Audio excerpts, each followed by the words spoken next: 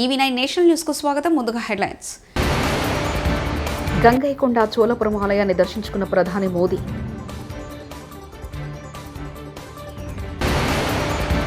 CM Ramesh సవాలుకు KTR సిద్ధమా? బండి సంజయ్.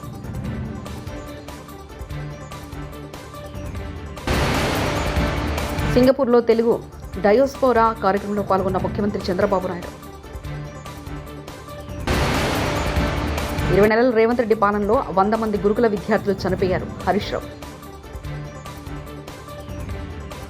తమిళనాడు పర్యటనలో భాగంగా ప్రధాని మోదీ గంగైకొండ చోళపురం ఆలయాన్ని సందర్శించారు. నేడు రాజేంద్ర చోళుడి జయంతి సందర్భంగా ఈ పర్యటన జరగడం విశేషం.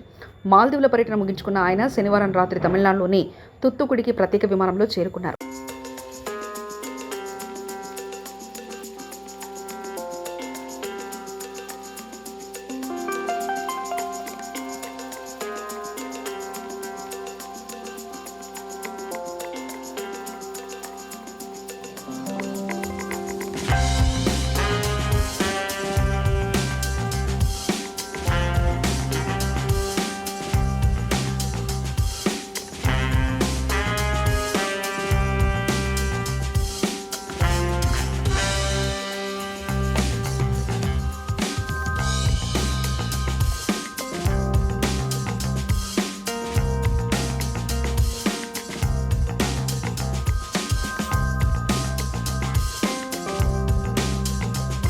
(2019) తర్వాత సింగపూర్ ప్రభుత్వాన్ని కూడా తప్పుపట్టే పరిస్థితి వచ్చారు.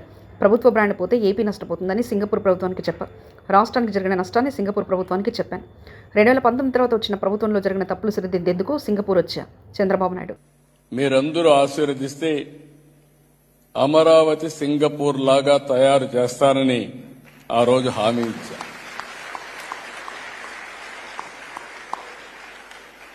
ఆ తర్వాత మీరు చూస్తే నేను నేరుగా సింగపూర్కు వచ్చాను. ఫస్ట్ టైం నేను ముఖ్యమంత్రి 95 అయితే సింగపూర్కు రాలా, అమెరికాకి వెళ్ళా. 15 రోజులు తిరిగా, అన్ని కంపెనీలు కలిసా. కడాన మైక్రోసాఫ్ట్ అధినేత బిల్ గేట్స్ కూడా కలిసా. మొత్తం తిరిగి ఐటీ కంపెనీల్ని ఇండియాకి తేవడానికి, ఆంధ్రప్రదేశ్ తేవడానికి ఆ రోజు కృషి చేశా. రెండోసారి ముఖ్యమంత్రి అయిన తర్వాత నేరుగా సింగపూర్కు వచ్చి నాకు రాజధాని లేదు, మీరేం చేస్తారో తెలియదు, టెండర్లు పిలవాలని టైం అవుతుంది, నాకు ఫ్రీగా మాస్టర్ ప్లాన్ డీటెయిల్స్ తయారు చేయమని ఆ రోజు అడిగితే సెంట్రల్ కేబినెట్ తీసుకెళ్లి ఆ రోజున్న ప్రధానమంత్రి లీ గారైతే ఇమ్మీడియట్ గా ఆంధ్రప్రదేశ్ అమరావతికి మాస్టర్ ప్లాన్ తయారు చేస్తామని, ఫ్రీగా తయారు చేస్తామని చేసి పెట్టిన దేశం సింగపూర్ దేశం.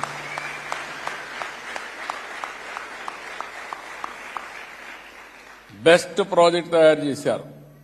అక్కడి నుంచి చాలా దేశాల్లో వీళ్ళు టౌన్షిప్లు కూడా కట్టారు, ఇండస్ట్రియల్ టౌన్షిప్లు కట్టారు, ఎకనామిక్ యాక్టివిటీ చేశారు, చాలా చేశారు. దాంతో నేను వీళ్ళతో మాట్లాడి ఒక సీడ్ క్యాపిటల్ కూడా తయారు చేస్తే వీళ్లు భాగస్వాములు అయితే ప్రపంచాన్ని మొత్తం తీసుకొచ్చి పెట్టాం. అది కూడా ఎప్పటికప్పుడు ల్యాండ్ ఇచ్చి ఆ రోజుండే మార్కెట్ రేట్ ప్రకారం తీసుకొని అభివృద్ధి చేసి ఆ డబ్బులు గవర్నమెంట్కి వచ్చేది. 19లో గవర్నమెంట్ మారింది. కడాన సింగపూర్ గవర్నమెంట్ కూడా తప్పుబట్టే పరిస్థితికి వచ్చారు. ఈ రోజు నేను వచ్చింది పెట్టుబడులు నేను సాధిస్తాను గాని రాష్ట్ర ప్రతిష్ట పోతే, బ్రాండ్ పోతే శాశ్వతంగా ఆంధ్రప్రదేశ్ రాష్ట్రం నష్టపోతుంది. ఆంధ్రప్రదేశ్ రాష్ట్రంలో జరిగిన నష్టాన్ని సింగపూర్ గవర్నమెంట్ కూడా చెప్పి మళ్లీ రికార్డు స్ట్రైటన్ చేయాలనే ఉద్దేశంతో నేను ఈ పర్యటనకు వచ్చానని చెప్పి కూడా నేను మీకు తెలియజేస్తున్నా. ఎన్ఆర్ఐలే ఆంధ్రప్రదేశ్ బ్రాండ్ అంబాసిడర్లు. మీరు స్టార్టప్ పెట్టాలన్నా, పరిశ్రమలు పెట్టాలన్నా ఈడీబీ సేవలు ఉపయోగించుకోండి. మన రాష్ట్రం మీకు సాధారణ స్వాగతం పలుకుతుంది. ఒకే రాజధాని, అభివృద్ధి వికేంద్రీకంగా మా నినాదం. ఇందులో భాగంగానే రాష్ట్రంలోని అన్ని ప్రాంతాల్లో పరిశ్రమలు ప్రోత్సహిస్తున్నామంటూ నారా లోకేష్ వ్యాఖ్యానించారు. సందేహం లేదు, ప్రపంచవ్యాప్తంగా 80% ఉద్యోగాలు ఎంఎస్ఎంఈల ద్వారానే వస్తాయి. ప్రత్యేకంగా అందుకే ఎకనామిక్ డెవలప్మెంట్ బోర్డు మేము ఏర్పాటు చేశాం. చిన్న కంపెనీ అయినా పెద్ద కంపెనీ అయినా ఎకనామిక్ డెవలప్మెంట్ బోర్డు మీకు అందుబాటులో ఉంటుంది. రండి, పెద్ద ఎత్తున ఆంధ్ర రాష్ట్రంలో పెట్టుబడులు పెడదాం. మీకు అండగా నిలబడే బాధ్యత కూటమి ప్రభుత్వం తీసుకుంటుందని ఈ సభాముఖంగా మీ అందరు తెలుపుతున్నా. అంతేకాకుండా ఇతర దేశాల అవకాశాలు ఉంటే చెప్పండి. ప్రత్యేకంగా స్కిల్ డెవలప్మెంట్ లో మాకు ఒక విభాగం ఉంది. మన పిల్లలకి చదువుతో పాటు లైఫ్ స్కిల్స్ కూడా ఇచ్చి ఇతర దేశాల అవకాశాలు ఎక్కడెక్కడ ఉన్నాయో చూసి లాంగ్వేజ్ అవసరమైతే కూడా ఇంటర్వెన్షన్ చేసి వాళ్ళని ప్లేస్మెంట్ కూడా చేయాలని బాధ్యత గౌరవ ముఖ్యమంత్రి గారు నాకు ఇచ్చారు. అందుకే ఇక్కడ ఉన్న మిమ్మల్ని అందరినీ కోరేది ఒకటే, అందరం బ్రాండ్ అంబాసిడర్స్ గా మారాలి. మన కంపెనీలో మనందరం మాట్లాడాలి. ఇది నేను ఎందుకు చెప్తున్నానంటే, టాటా సన్స్ చైర్మన్ చంద్ర గారిని కలిసినప్పుడు ఆయన ఒక మాటను అడిగా. ఈరోజు టీసీఎస్ విశాఖపట్నంలో పెట్టాలని ఎందుకు మీరు నిర్ణయం తీసుకుని అడిగినప్పుడు, మా కంపెనీలో సుమారుగా 35% మంది తెలుగోలు పనిచేస్తున్నారు. వాళ్ళు పదే పదే ఆంధ్ర రాష్ట్రంలో బ్రాంచ్ ఓపెన్ చేయండి అని చెప్తున్నారు.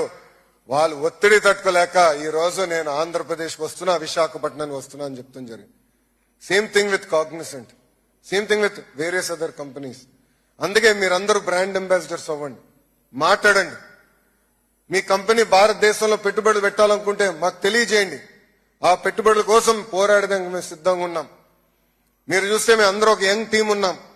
ఈరోజు 50% ప్లస్ ఫస్ట్ టైం ఎమ్మెల్యేస్ ఉన్నారు. దాంట్లో చాలా మంది ఎన్ఆర్ఐస్ కూడా ఉన్నారు. 17 మంది 25లో 17 మంది మంత్రులు ఫస్ట్ టైం మంత్రులు కూడా ఉన్నారు. చేయాలని తప్పంతో మేము అందరం ఉన్నాం. మీరు గాని మాకు చేతి ఇస్తే ఆంధ్ర రాష్ట్రాన్ని నంబర్ 1 చేసే బాధ్యత. కేసీఆర్ మొదట కేటీఆర్కు సిరిసిల్ల టికెట్ ఇవ్వలేదు. అప్పుడు కేటీఆర్ వెళ్లి సీఎం రమేష్కు చెప్తే ఆయన కేసీఆర్ను ఒప్పించి టికెట్ ఇప్పించారు. తర్వాత సీఎం రమేష్ ఆర్థిక సాయం చేసి కేటీఆర్ను ఎమ్మెల్యేగా గెలిపించారు. బండి సంజయ్ కేటీఆర్ రేవంత్ రెడ్డి హౌలే అన్నాడని ఆవేదన వ్యక్తం చేసిన బండి సంజయ్ కొడుకు పోయి సీఎం రమేష్ గారు కలిసి నాకు మొన్న పార్లమెంట్ కలిసినప్పుడు ఇప్పుడు సీఎం రమేష్ గారు చెప్తే సీఎం రమేష్ గారు వచ్చి కేసీఆర్ కలిసారు. అరే కేటీఆర్ పోటీ చేస్తారంటే వద్దు అక్కడ గెలవడు అని చెప్పి అన్నారు. అక్కడ కేకే మహేందర్ రెడ్డి గారు గెలుస్తారు, ఈయన గెలవడు అన్నారు. గెలవడు అన్న కేసీఆర్ సీఎం రమేష్ గారు ఎట్లా ఒప్పించారు, కేసీఆర్ గారు ఒప్పించి సుధాకర్ గారు డ్రా చేయించారు.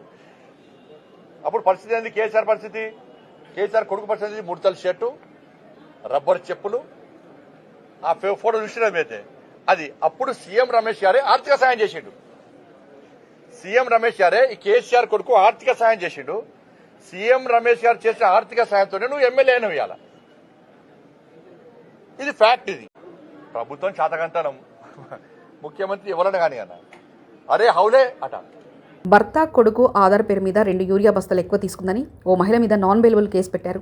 సంగం మండలం నల్లబెల్లి ఊరిలో ఓ మహిళ తన ఆధార్ కార్డు, తన భర్త కొడుకు ఆధార్ కార్డులు చేయించి 3 యూరియా బస్తాలు తీసుకుంది. ఆ బస్తాలతో ఇంటికి వెళ్తుంటే పోలీసులు ఆపి ఆ మహిళ మీద నాన్ బెయిలబుల్ కేసు పెట్టారు. ఈ దుర్మార్గ ప్రభుత్వంలో యూరియా బస్తాలు తీసుకుంటే ఏదో మర్డర్ చేసినట్లు మహిళా రైతులను చూడకుండా నాన్ బెయిలబుల్ కేసులు పెడుతున్నారంటూ కేటీఆర్ వ్యాఖ్యానించారు. చెప్పిండట ఒక్క ఆధార్ కార్డు మీద ఒకటే బస్తా అని చెప్పిండట ఎకరానికి. ఏం చేయాలి మరి, 3 బస్తాలు కావాలి. ఏం చేయాలని చెప్పి ఇంటికి పోయి కొడుకు ఆధార్ కార్డు, భర్త ఆధార్ కార్డు, ఆమె ఆధార్ కార్డు 3 పట్టుకొచ్చి ఆ దుక్కినపోనికి ఇచ్చింది. ఇచ్చి 3 బస్తాలు కొంటపోయింది. కొంటపోతే ఏమైంది ఎరికేనా, మధ్యలో పోలీసు వాళ్ళు పట్టుకొని నాన్ బెయిలబుల్ కేసు పెట్టి ఇలా ఆ మహిళా రైతును జైలుకు పంపినరు. ఇదేనా ప్రభుత్వాన్ని నడిపే పద్ధతి? ఎరువులు ఇస్తే దానికోసం యుద్ధాలు, ఎరువు కావాలంటే యుద్ధం.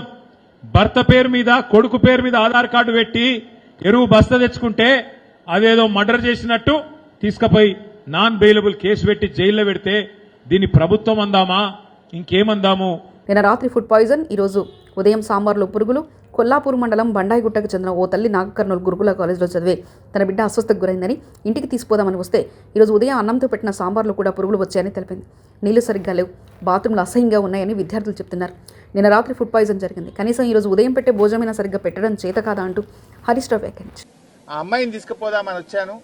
పొద్దున టిఫిన్ పెట్టారు. ఇలా మెనూ ప్రకారం పెట్టాల్సిన టిఫిన్ ఏంది? ఇలా పూరి చపాతీ పెట్టాలి. పెట్టింది ఏంది? అన్నం సాంబార్ పెట్టిందట.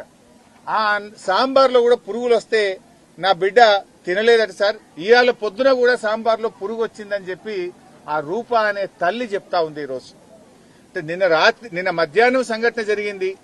కనీసం తెల్లారన్న మంచిగా పెట్టారా? మెనూ కూడా ఫాలో గారా? ఇలా మెనూలో పెట్టాల్సింది పూరి, పెట్టింది అన్నం సాంబారు. ఆ సాంబార్లో పురుగులు వెళ్ళినాయి, నా బిడ్డ తినకుండా ప్లేట్ కింద పడేసింది సార్.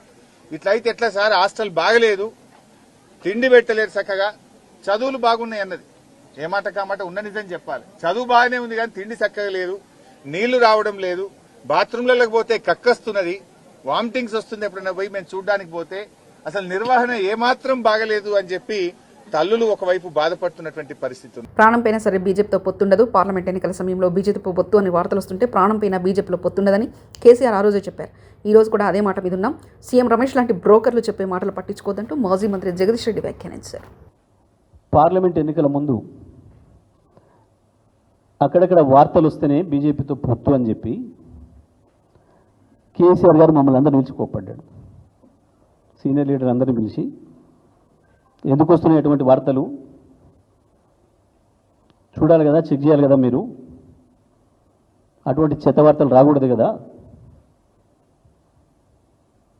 ప్రాణం పోయిన బీజేపీతో మనం పొత్తుకు పోవడానికి సిద్ధంగా లేం కదా, ఎప్పుడు కూడా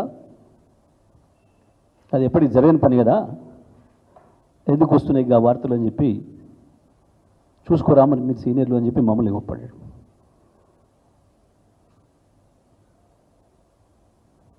కేటీఆర్ గారిని, హరీష్ గారిని, నన్ను, ప్రశాంత్, ఇంకా నలుగురు లీడర్లను పిలిచి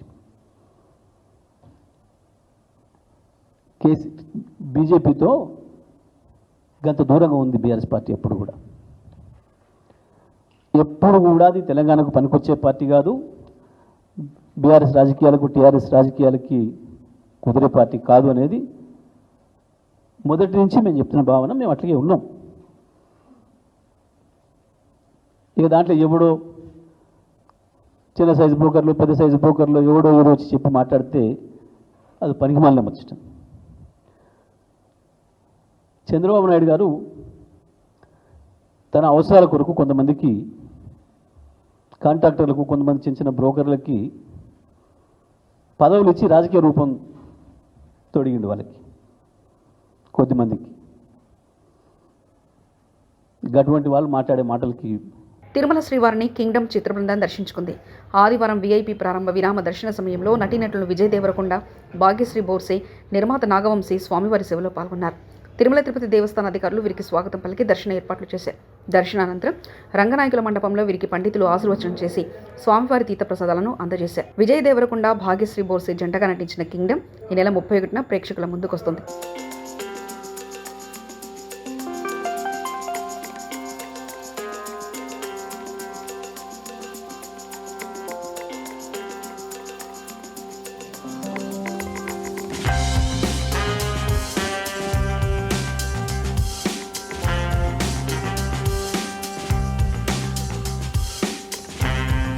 గ్రామ పాలనా అధికారులు లైసెన్స్డ్ సర్వేల నియమం కోసం సంగారెడ్డి జిల్లా కేంద్రంలోని ప్రభుత్వ తారా డిగ్రీ కళాశాలలో ఆదివారం నిర్వహించిన పరీక్షా కేంద్రాలను కలెక్టర్ పి ప్రావీణ్య పరిశీలించారు. పరీక్షల నిర్వహణ తీరును నిశితంగా పరిశీలించారు. అభ్యర్థుల హాజరు గురించి ఆరా తీశారు. నిబంధనలకు అనుగుణంగా పరీక్షలు పకడ్బందీగా నిర్వహించాలని కలెక్టర్ సూచించారు. ఉదయం 10 గంటల నుంచి మధ్యాహ్నం 1 గంట వరకు కొనసాగిన గ్రామ పాలన అధికారి పరీక్షకు 77 మంది అభ్యర్థులకు గాను 62 మంది హాజరయ్యారని, 15 మంది గైహాజరైనట్లు కలెక్టర్ తెలిపారు.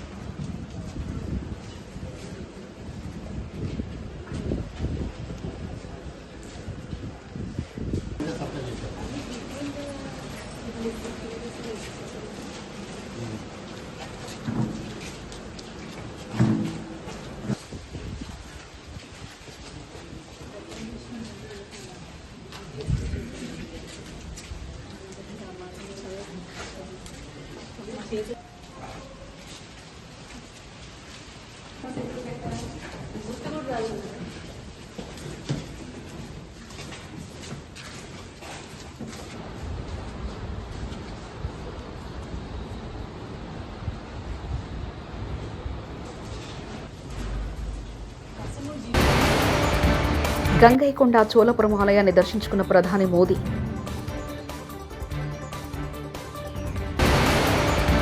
సీఎం రమేష్ సవాలుకు కేటీఆర్ సిద్ధమా? బండి సంజయ్.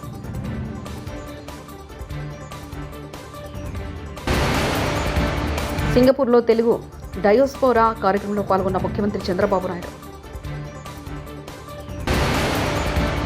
20 నెలల రేవంత్ రెడ్డి పాలనలో 100 మంది గురుకుల విద్యార్థులు చనిపోయారు. హరీష్ రావు. ఇవి బులెటిన్ విశేషాలు. చూస్తూనే ఉండండి ఈవీ9 నేషనల్ న్యూస్.